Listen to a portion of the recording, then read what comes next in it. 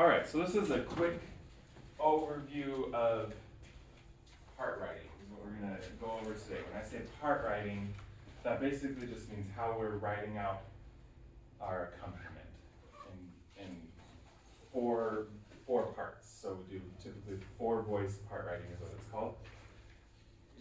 And with this, there's what you might call rules of part writing. So we're going to go over that. Next semester, you get more of that in theory too. So this is just to give you sort of a brief overview. So let's start first with the types of voicing. We have 2 main ones, keyboard and choral voicing. Keyboard voicing is where you have 1 note in the bass clef and 3 in the treble clef.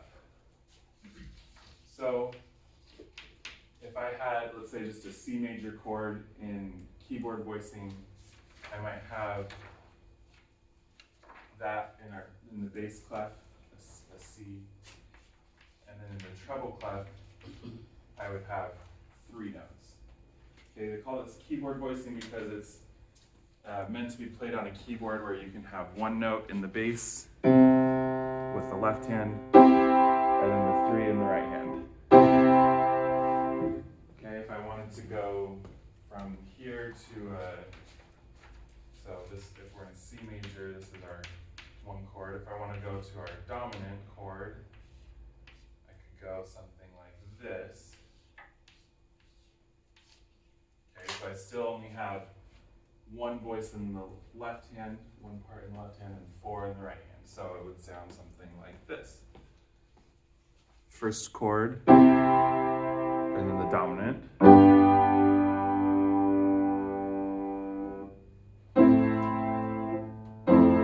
Something like that, okay?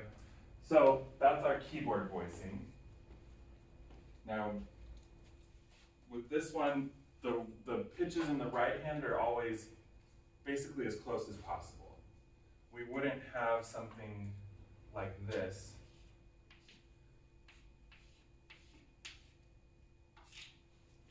Because that's too far for a pianist to reach. Some might be able to, but it's just not really feasible to try and reach those 3 notes. So it's usually, so we wouldn't have this. So we always want it to be as close as possible, typically. And that's up to about an octave. If we had a 1/6 chord, where we started on E, we could have something like this. And we'll talk about this in a second because we typically don't want to double the 3rd of the chord. And since the 3rd of the chord is in the bass, we don't want the E repeated in the right hand. So in that case, we do have to have it a little more spread out, but an octave is okay. If we have it an octave range, that's fine. More than an octave, not so okay.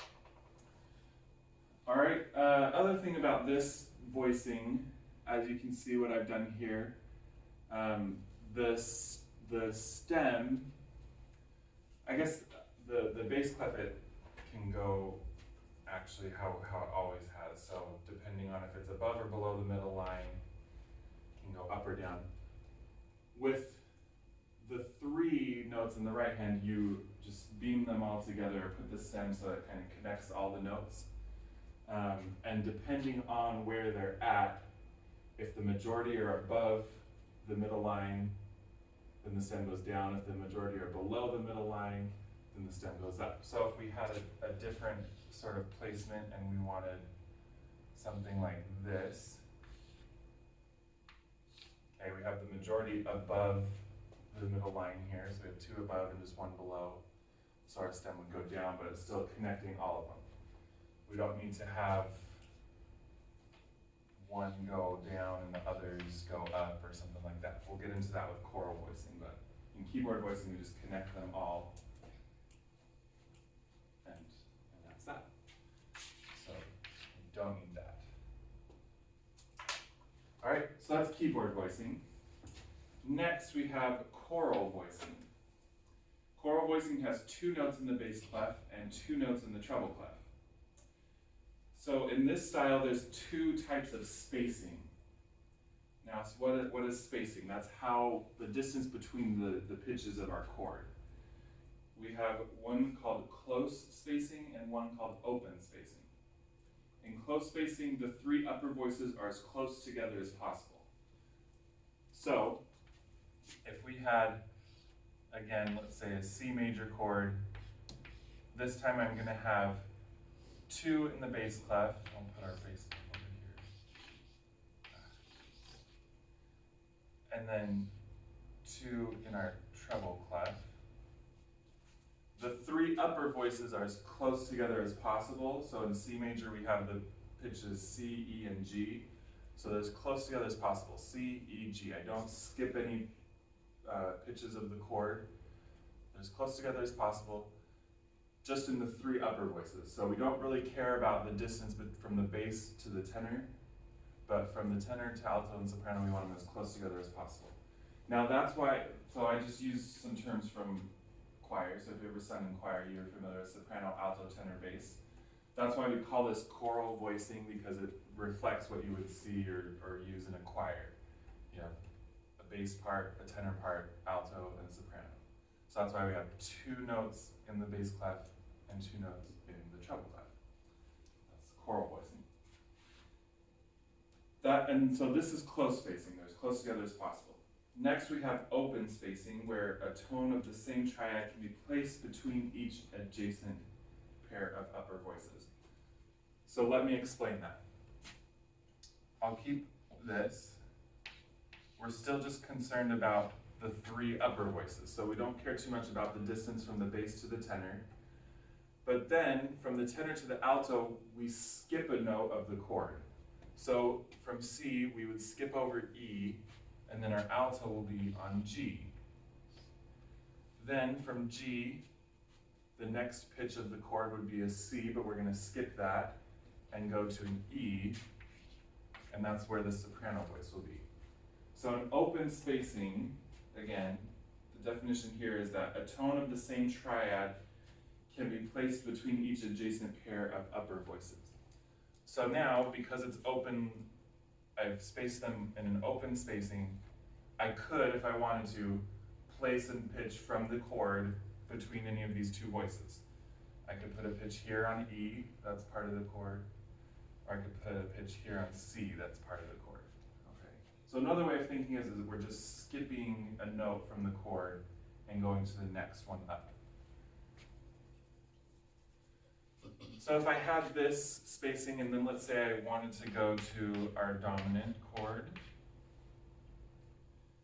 I could do something like this. I could move this to G. I could go up to a D. I could go up to a B. And I could go up to a G, or something like that. So I've gone D, I skip the G, go up to a B, skip the D, go up to a G. So in this spacing from the 1 chord, I have 1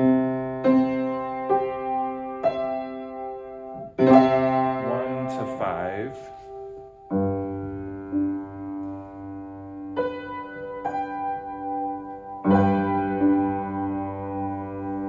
So I've kept them both in open spacing from the 1 to the 5 chord. Now a little note on this. It's best to stick with one type of spacing for the majority of your excerpt. If you do need to change, and that's usually because of the range of the melody. So right now, my melody or the soprano line is pretty high. But let's say my melody gets down low, I can no longer have open spacing because it would just, with open spacing, you need a little more space. So I'd probably want to switch to close spacing, so you can. The best way to do that is to use an inverted chord. So if somewhere along the way I had an inversion of a chord, like a 1/6, I would kind of use that to pivot. So either then after that, then I could go to close spacing, or vice versa. If I was in close spacing, then I want to go to open spacing, I would use that inverted chord to sort of pivot around.